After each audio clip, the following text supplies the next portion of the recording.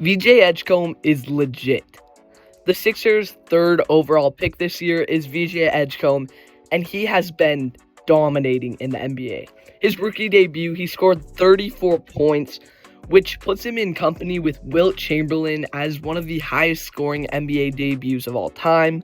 He broke LeBron's record for most points scored in a rookie debut first quarter, and in his second game, he scored 15 with a lot of rebounds, a lot of assists.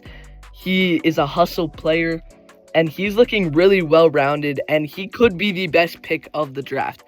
It's way too early. I'm going to be making videos overreacting to teams' first wins over time, but we'll start with VJ Edgecombe.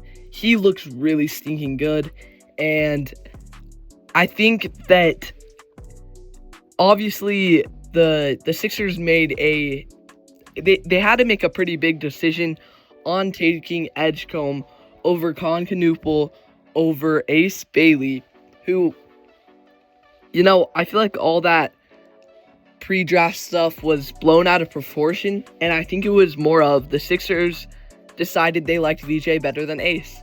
And Ace Bailey has looked really, really good in preseason. He has the flu, obviously, and his first two games haven't been amazing, but at the same time, he has the flu, so take it for a grain of salt. But the Sixers kind of went out on a limb. VJ Edgecombe was only projected at about the 5th pick, so taking him at 3 was a little bit, it wasn't a huge surprise, but Philly taking him, especially with the types of players they have, he fits really, really well. And I like VJ. That first game was amazing. Another interesting player to talk about is Joel Embiid. Joel Embiid has not been himself through the first 2 games, obviously on a minute restriction, but Joel Embiid has not looked amazing this season, and the Sixers are not really winning. But I think that if Philly's healthy, there's no reason they shouldn't win the East. Right? The Knicks look really good, but even the Knicks, they didn't dominate the playoffs. The Pacers were able to beat them, and the Pacers were good last year. Halliburton hit some very clutch shots. They just hit some clutch shots in general, especially Aaron Nesmith.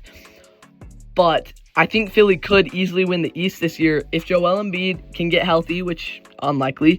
If VJ can continue to play like this, which, it could happen. He really could be one of the best rookie seasons of all time.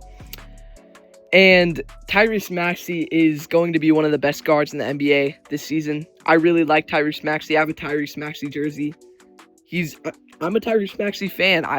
I hope that if Joel Embiid cannot be himself this season, I hope Philly can move on because they have a special player in Maxey and VJ Edgecombe and Jared McCain, so they should just build around that young core, if I'm being honest, because Paul George and Joel Embiid are not going to work. And, other rookies who have played well, obviously I talked about Ace Bailey.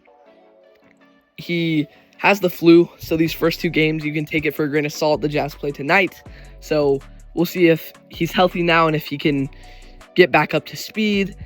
You have Cooper Flagg. He dropped 22 last night. First game wasn't, anything special, but I think it's going to take time with Cooper Flagg. He has a lot of pressure on him, and he has one of the best teams by far that he's drafted onto.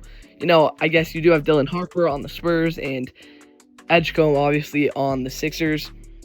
Haven't heard a lot about Dylan Harper, obviously, because of how good Wemby's been, and because of the fact that Stephon Castle and Dylan Harper play very similar positions. They play very similar ways. At the end of the day, Stephon Castle has more experience, and he is the reigning rookie of the year. The Spurs have no reason to not play him. De'Aaron Fox is kind of similar to Dylan Harper in a way, so we're not going to see a ton of Dylan Harper minutes. He's obviously a really good player, easily the consensus number 2 overall, but just because of the positions that the Spurs have, I don't think he's the best fit there, and I don't think it's going to work out long term. Right? They're going to have to eventually choose between Castle and Harper, and I think Harper definitely could easily win that battle because really Stephon Castle was the rookie of the year last year, but that was a horrible draft class. And he's not the best shooter. They have De'Aaron Fox, who's still young at this point, and it's going to be between one of those two, and the other one's getting traded. And because of the assets that the Spurs have, it's probably going to be a big trade, and rebuilding teams are going to value Harper. They're going to value Castle. They're going to value picks, and they're going to probably value other players too, like Jeremy Sohan. But what I'm seeing from the rookies, obviously Con Knuppel dominated Summer League, and he's looked solid for Charlotte. I think this is going to be a very, very good draft class going forward, especially with guys like Walter Clayton has played great for the Jazz, and he was taken later. He's played better than Ace, again, a flu, but still, I really like this draft class. I really like VJ Edgecombe. It's going to be exciting to watch it play out this season. Let me know what you think. Thank you so much for watching. Help me hit 1,000 subscribers by the end of the NBA season, and see you next time on No Bias Hoops.